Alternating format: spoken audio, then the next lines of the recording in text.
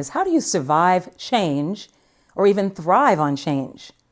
And I'm going to give you a little checklist just to see how change ready you are. Answer yes or no to each of these items.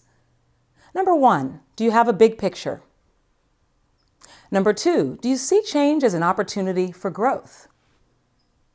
Number 3, are you able to see both the positives and the negatives in any situation? Number 4, are you aware of current events? Number 5, do you have a network of friends and family that you can count on? Number 6, do you have a sense of humor? And number 7, do you have strong communication skills? So obviously there's probably a few no's in there somewhere. Maybe you have some things you want to work on. So as we chat about each of these 7 items, keep in mind some things you can do to work on those areas. So let's look at the big picture. I always tell people that the big picture is like what someone said recently to me, the true north. When you're having a bad day, things are going wrong, always keep your big picture in mind as your true north. I think that's what keeps us on track when we're not having a good day. So think about what your big picture is. In fact, I have to share that someone said to me once in a recent seminar, my big picture is no longer in the budget. Sometimes our big picture is tied to work or job or business. And then when that goes wrong or goes awry, then what? So looking at your bigger picture beyond the budget, beyond your business. Number 2, do you see growth in every change, or do you see there's an opportunity for growth in change?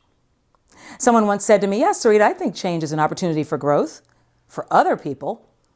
It sounds good in theory, but really, you know what? It was fine just the way it was. I didn't like the change. I didn't necessarily want to change. So I think that's a tall order sometimes. And we really do have to think, what are some things I can learn from this tough time, from the changes that I'm currently going through?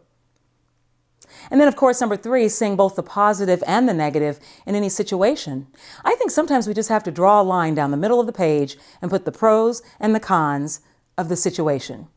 And that helps us kind of balanced in a non-Pollyanna kind of way, look at both sides of the situation. Because there are going to be some challenges, but we also want to see what the good side is. And then, of course, number 4, current events. People always say, Sarita, I don't want to watch any more bad news. All they ever broadcast on the evening news is tragedy, madness, and mayhem, and I don't want to watch it. But that's not necessarily the kind of current events I'm talking about. I'm thinking in terms of what are the things going on in the industries that you're pursuing, in the types of job opportunities you're looking for. What are some of the trends? What are some of the industries that are picking up and those that are maybe dying down? Looking at current events that may impact you as you look for what's next. And then, of course, network, number 6. I had a gentleman say to me one time in a seminar, yes, Sarita, I've got a network, but it's a network of whiners. Do you have a network of whiners for friends? Sometimes we need to upgrade our network. Find people that we can associate with who are a positive influence. I hate to say it, sometimes the worst people for keeping us positive are family and friends.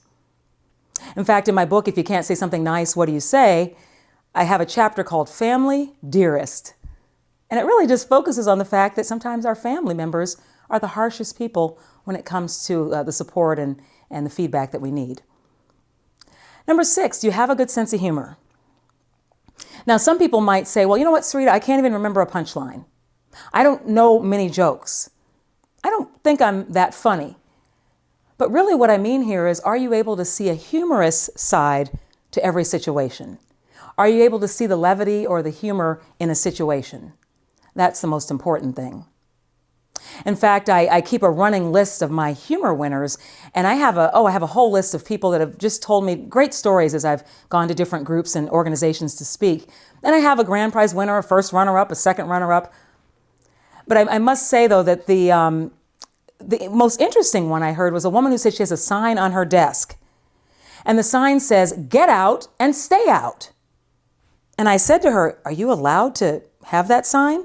That your boss lets you keep that sign? And she says, well, you know what? I work in the local fire department, and we just did a whole promo on what to do when your home is on fire. And the answer is get out and stay out.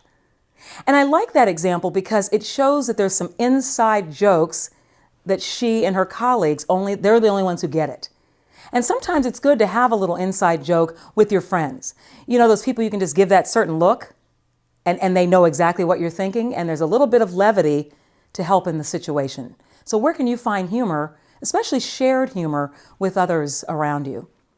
And then last but not least is communication skills.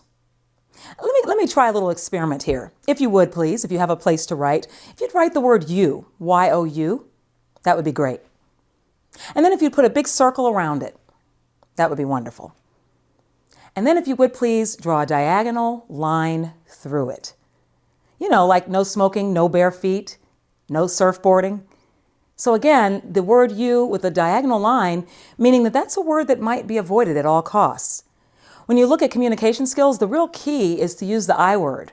And I'm sure you've heard this before. Instead of saying, you better do this, you should, you oughta, you will, instead say, I would appreciate your letting me know. I really need your help. I'd appreciate a heads up if something goes wrong. I'd like to discuss this with you. Or what can we do to resolve this? How might we work together?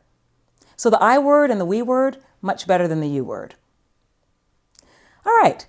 So I'm going to encourage you to see which ones you said no on this list of 7 things, your checklist, and work on those. Is it your big picture you need to work on?